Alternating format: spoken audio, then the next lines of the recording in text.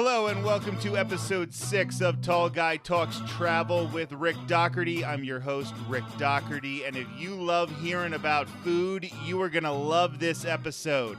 A little later on, my wife Courtney and I are going to do a dining review for Finnegan's Bar and Grill at Universal Studios, Florida. We're doing that in honor of the approaching St. Patrick's Day, so stay tuned to hear all about Finnegan's at Universal. But right now, I'm being joined by my good friend Jeff, a former cast member. He runs the blog Magical Pursuit, and he is very, very interested in raising funds for good causes. Jeff, thanks for joining me today. Hi there. Thanks for having me back. So you decided in your constant desire to raise money for good causes that you were going to do something special for the month of March. What was that? So I'm always on the hunt for things out of the ordinary, weird things that come about, and taking that and how can I use that to fundraise. And I was on a Facebook page and just browsing through, and an ad came up for these magical meatless quote unquote chicken nuggets that were in the shape of Mickey ears. And I looked at those and I thought, well, those are adorable. And I love chicken nuggets. I'm one of those people. And so I said, oh, those are pretty cool. I could get those. I should try those. I should take those and raise funds for them. So what I did was, it was the last week of February. I said that if I can raise $100, I will go meatless for the entire month of March. Meatless March I did. And lo and behold, I was able to raise enough money to make it a meatless March. So for anybody who's looking to support your endeavors in this, what can they do? Where can they go? Yes, you already raised the $100 that you wanted to raise. Where can they go to donate more to support all of this charity work you're doing? And where does the money go once they've raised it? This is all run through an organization called Extra Life. It is a charity for gamers. It was created by gamers. And it goes to a Children's Miracle Network hospital. There's 130, I believe, in the United States and Canada. And when you sign up for it, you pick the hospital that you want to raise for. And then every penny that you raise goes directly to that hospital. And it's not for CEO payments or anything like that. It's put in a special fund that is used specifically to help kids, even kids that can't, afford to pay. It goes to helping parents reduce the cost. I personally raise for the Children's Hospital in Pittsburgh.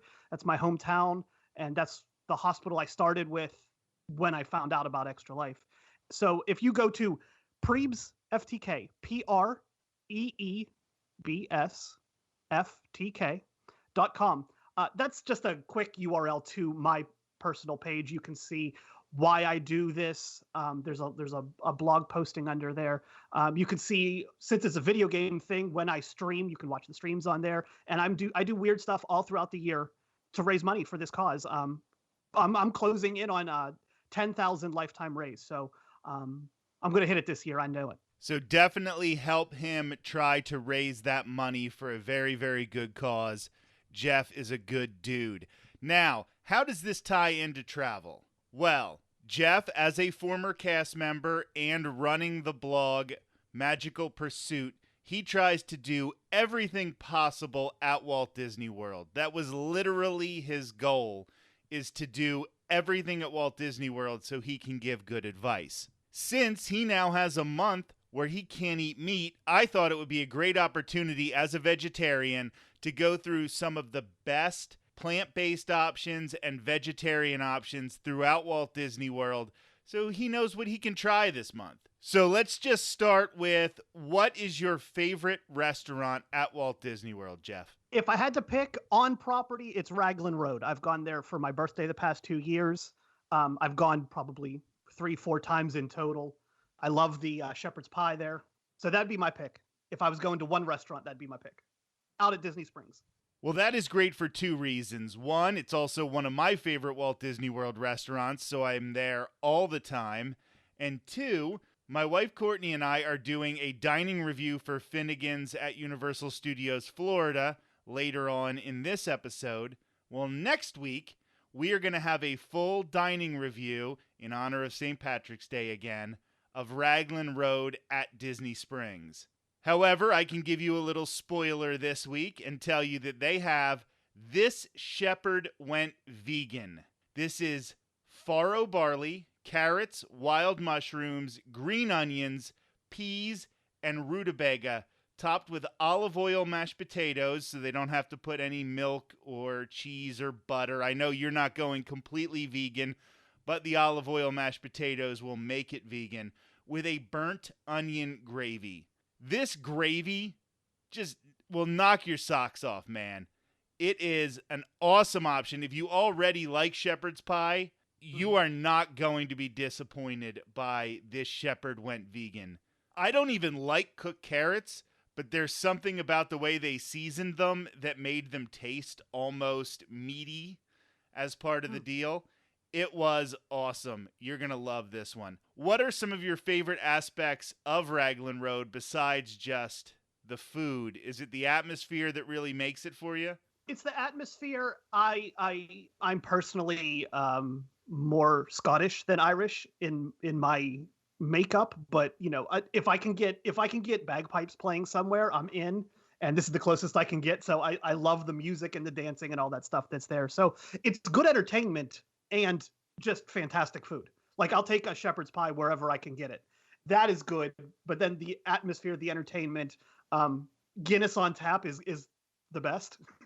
So a place that has that is pretty good. So now let's move on to your former park, where you were a cast member at Disney's Hollywood Studios.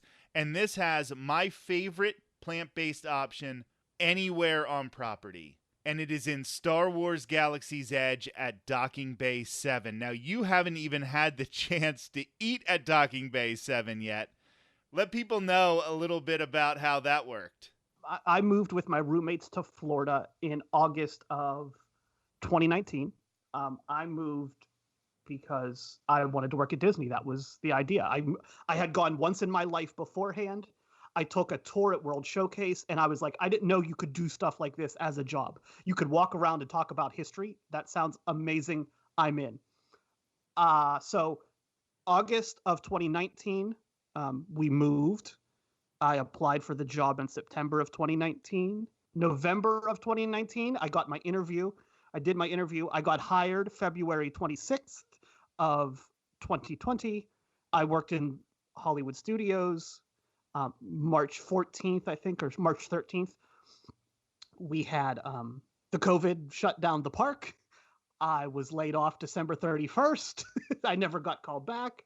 And that is where we are today. So my Star Wars Galaxy's Edge didn't have a job, no money to get into the parks, got my job, was blocked out from going to the park, to back not having a job, can't get into the park. So I haven't done much exploration of Galaxy's Edge, but a little bit, but no food.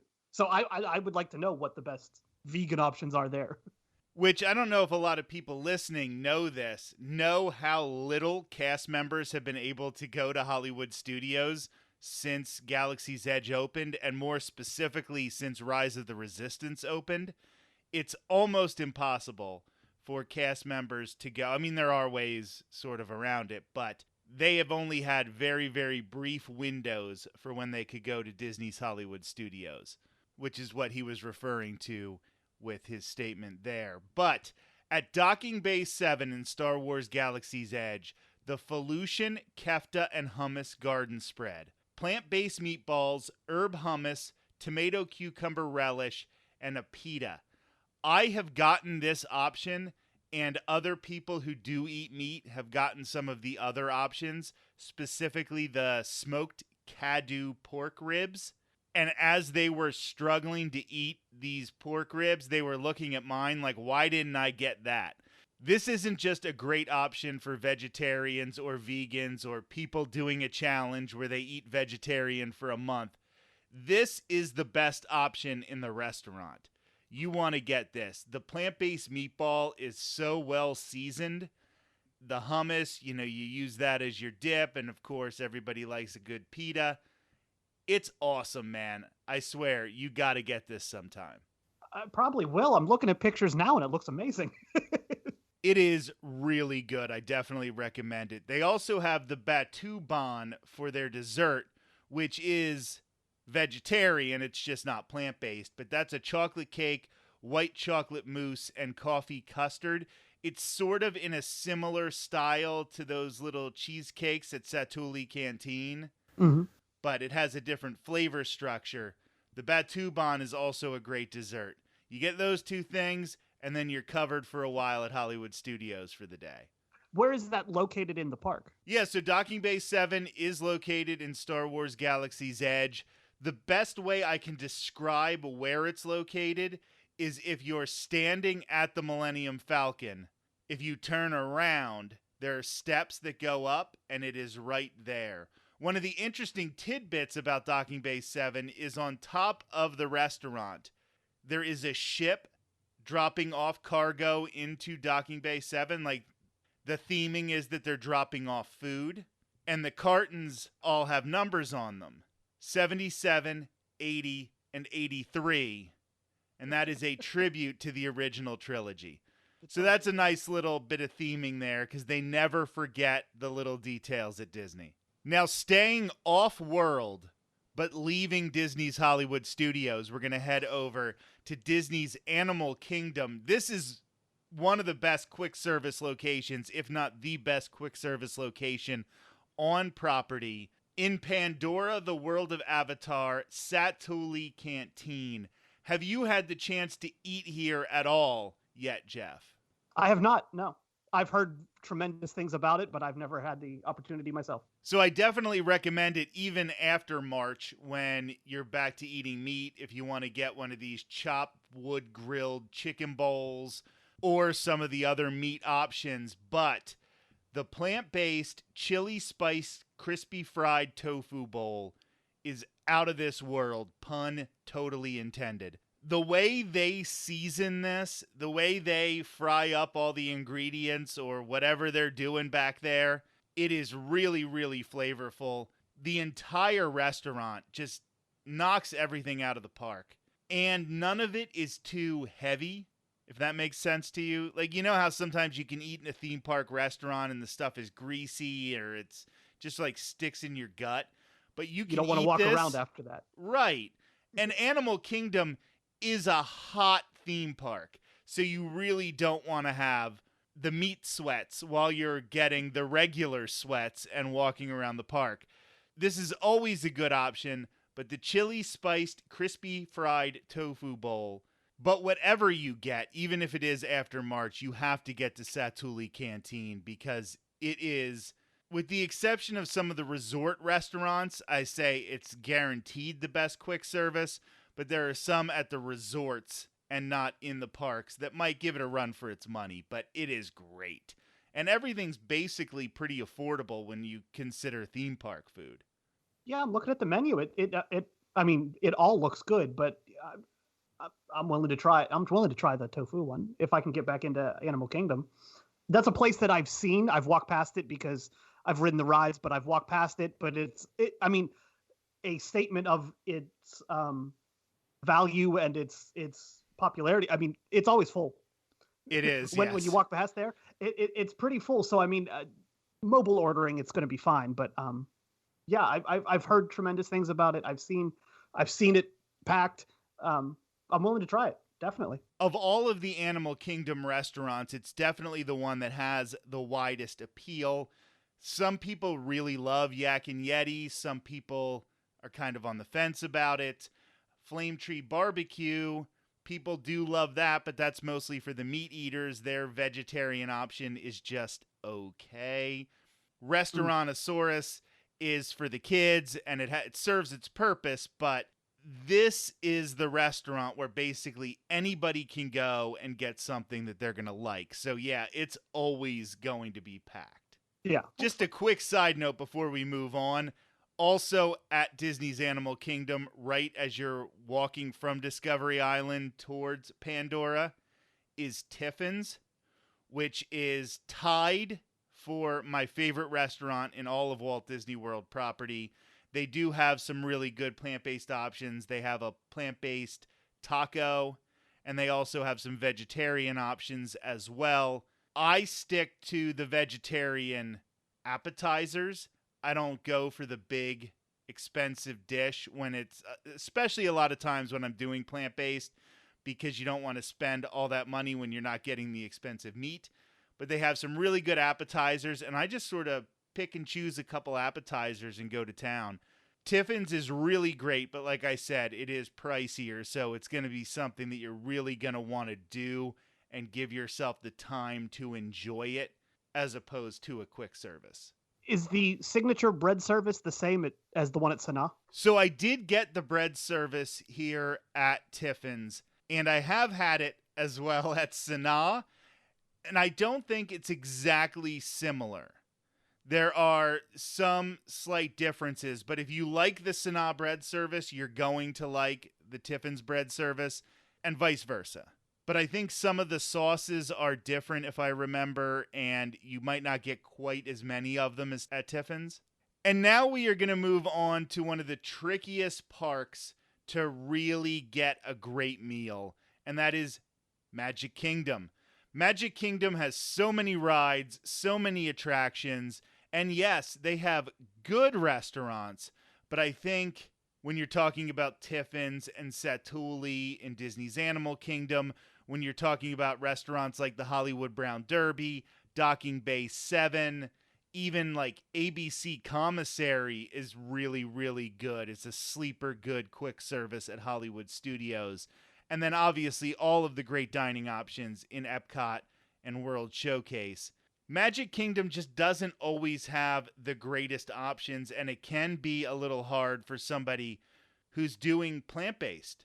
One option I really like, and we actually did a dining review of this place last week on the show, is the Plaza Restaurant on Main Street, USA. The Bangers and Mash.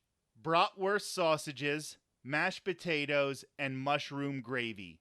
I don't know what they use to make the bratwurst sausages. Literally, I haven't seen the sausage made, but it's really, really good. Usually, when you're talking about a plant-based sausage, we don't realize how much of what you taste in sausage is just seasoning and not the meat anyway. I don't even think they put a whole lot of meat in regular sausages, to be honest. But this is really, really good, and I don't know what they do with the mashed potatoes either. It's probably a similar thing with using olive oil to make the mashed potatoes, but they're really creamy. They don't have that dry, starchy feel that you sometimes get with plant-based mashed potatoes. Great option right on Main Street, USA. But I think you have a question about another restaurant on Main Street, USA. Yeah, the Spaghetti and Impossible meatballs at Tony's Town Square. I personally enjoyed the restaurant. I think I've been there twice. I've had the fettuccine Alfredo. I think once chicken, once shrimp. But in times of this changing that I'm doing, it's like, what can I get at my favorite restaurant in the Magic Kingdom that is a more vegetarian friendly? And that's funny because you saying Tony's Town Square is one of your favorite restaurants, and it does not have a great reputation.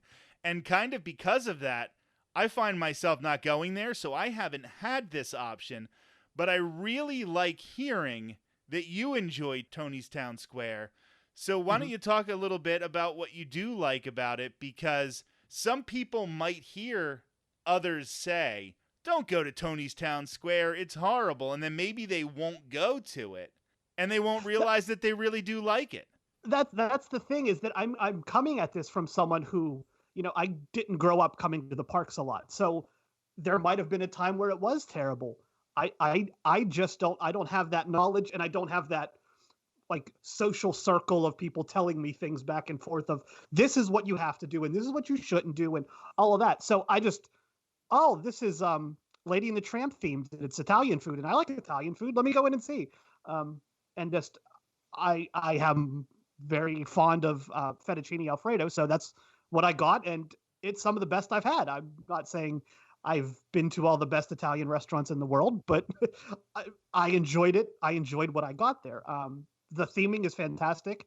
I love all the little nods to the movie, and it's right there in the town square. I mean, it's right when you come in. So what I've normally done on days, I go out, do my thing, come back, rest, relax, sit in the air conditioning for a while, have a meal, and then go back and do the whole loop again. It's I don't know what people were saying. Maybe I had the wrong thing. Maybe I didn't have the awful thing. Maybe I got the only good thing on the menu.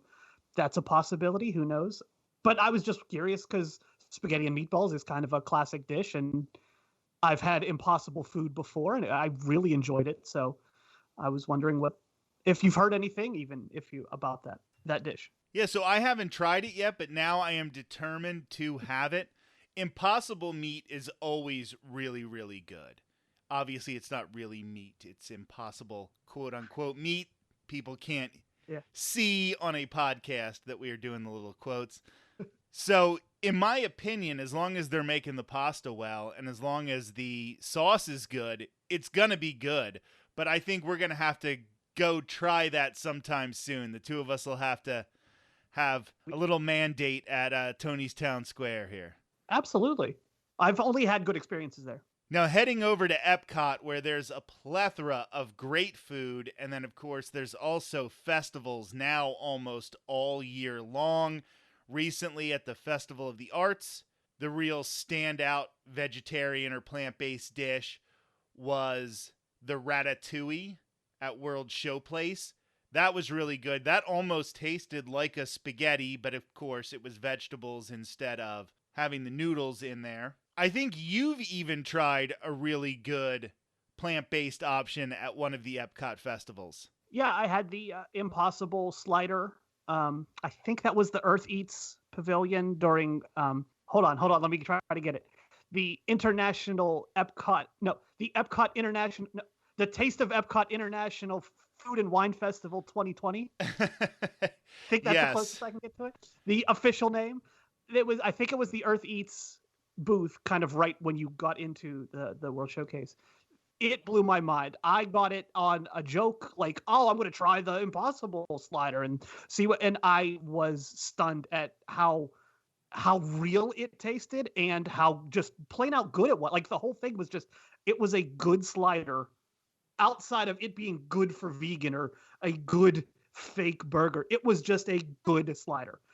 So when I see that Impossible word, I'm just like, that's what drew me to the Tony's Town Square. Just I saw that and I harkened back to my slider. It was just really good food. So the one thing at that Earth Eats booth, and I've had it the past 2 years, I've had the Impossible Burger sliders at Food and Wine, or whatever they happen to be calling Food and Wine at the time. As you mentioned, they did sort of change up the name a little bit this past year.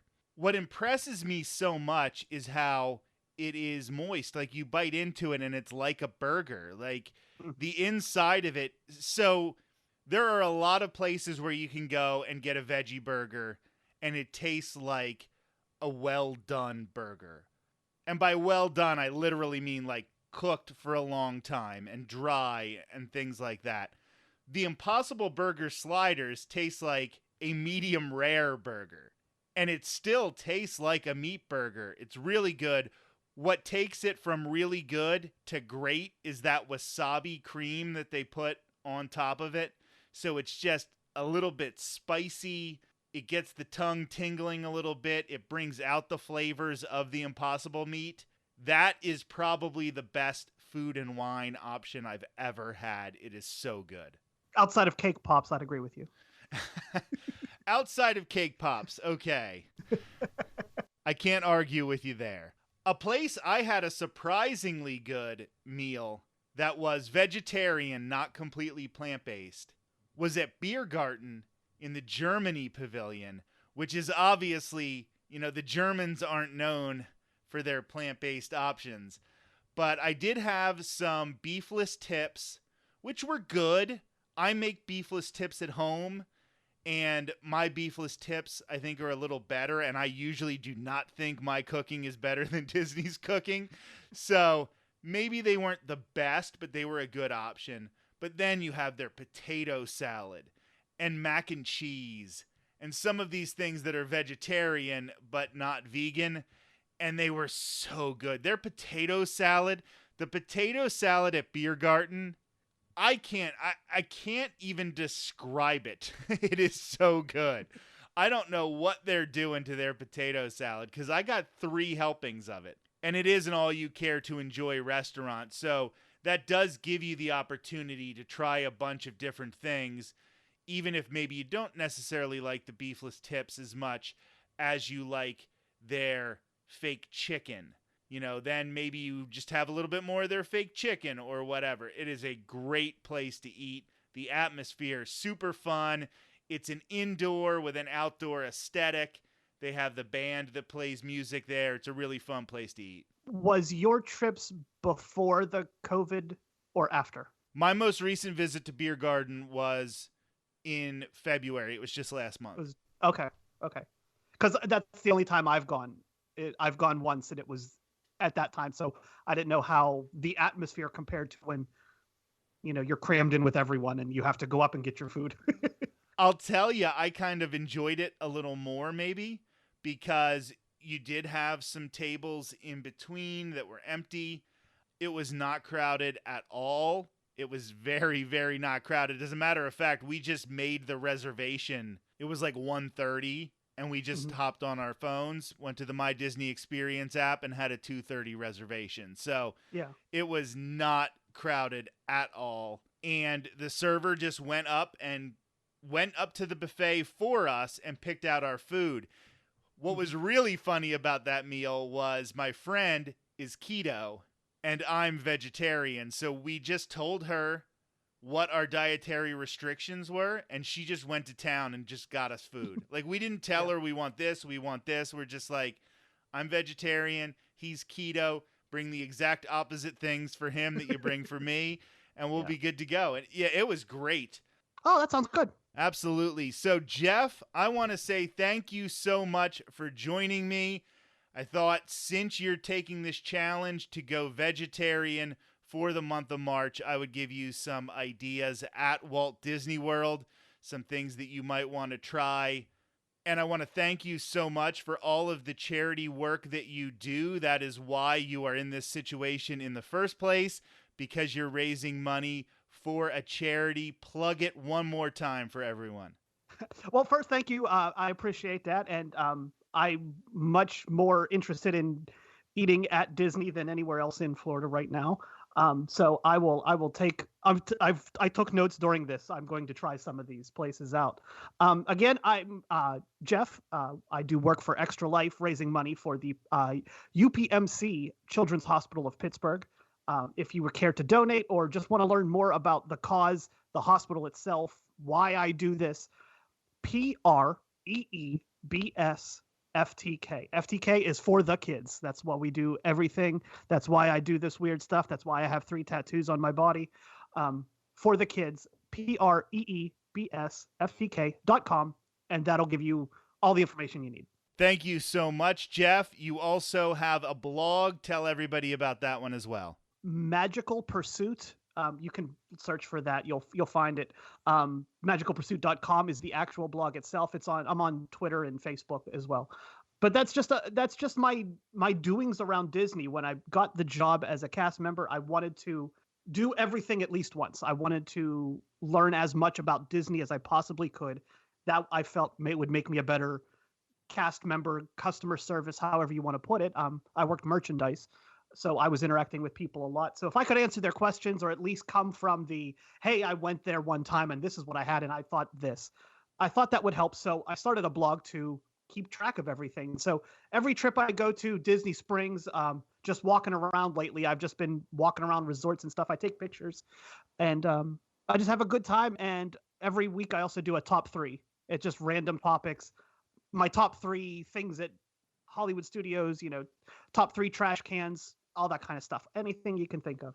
It's keeping me busy during these tough times. Thank you, Jeff. Now I would like to welcome my wife, Courtney, to talk some more food. Thanks, Rick. With St. Patrick's Day coming up, we're going to be talking about a recent visit we had to Finnegan's Bar and Grill at Universal Studios, Florida. Anybody who's not aware, Finnegan's Bar and Grill is at Universal Studios, Florida, in the New York section, right across from the Mummy roller coaster. We started off with the complimentary soda bread, which came with a butter and apple butter. The apple butter was traditional and the butter was definitely fresh. I would also say the soda bread was not quite as dry or bitter as sometimes a soda bread can be, and a buttermilk flavor really came through, which I liked.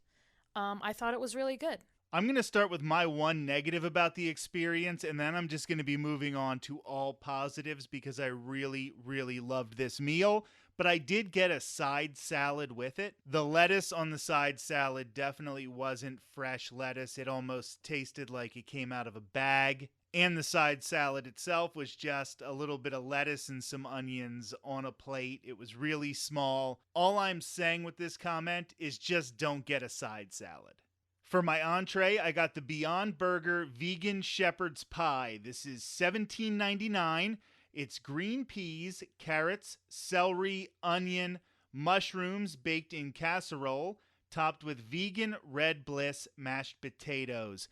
This was awesome. It actually was my second time getting this particular dish at Finnegan's, and this one was much, much better than the first time I got it. To be fair, that first time I got it was about 2 weeks after the parks reopened, so maybe they weren't really back on their game yet.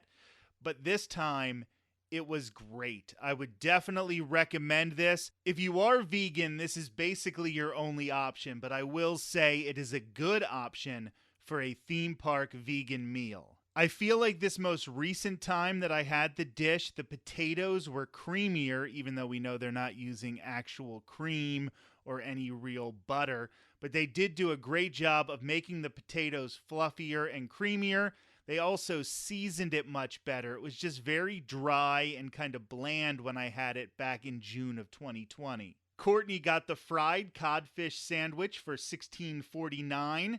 It's ale-battered fried codfish on a toasted bun with lettuce, tomato, pickle, and tartar sauce. This was good. I'm just going to be a little nitpicky about it. The potato wedges, especially for an Irish place, I expected them to be maybe a little crisper and have a little bit more seasoning. The fish sandwich was good. The toasted bun was good. The tartar sauce, maybe for my taste and my liking, had a little bit too much mayonnaise and not enough relish and flavor. The fish was battered well and was moist and fresh, definitely. I do want to give special credit to our server, Lauren. We were there the last few days of January, and I was actually trying to do Veganuary as a challenge, where I went 100% plant-based for the entire month. By this point, I was so close to accomplishing it that I really was asking a lot of questions. Lauren knew all the answers and was really professional and really helpful as I tried to make sure that this meal was 100% vegan. Where Finnegan's really shines is with the atmosphere. It definitely has an Irish pub vibe, but like an American Irish pub vibe. It doesn't feel like an Irish pub in Ireland. It feels like an Irish pub in New York, and that's exactly what they're trying to accomplish. I agree. I really enjoyed the atmosphere as well. It was helped by having live music. The day we were there in particular, there was a gentleman playing acoustic guitar and singing traditional Irish songs. Really enjoyed it. Selfishly, this place has the perfect decor for my style. I'm very proud of my Irish heritage, so all of the Irish memorabilia, maps, flags, advertisements for Irish products, all of that stuff, I love it. They also have a wall dedicated to baseball memorabilia, because like I said, this is supposed to be an Irish pub in the United States. I think it's supposed to be an Irish pub in New York City. So while it's going to have an Irish vibe, it's going to have an Irish-American vibe as well. I love baseball. I loved having all that there. Then finally, this is a complete niche to somebody like me because I actually play two Irish sports, hurling and Gaelic football. Not a lot of people even know these sports exist, but they have posters and some sports memorabilia from hurling and Gaelic football. That was really cool to somebody like me.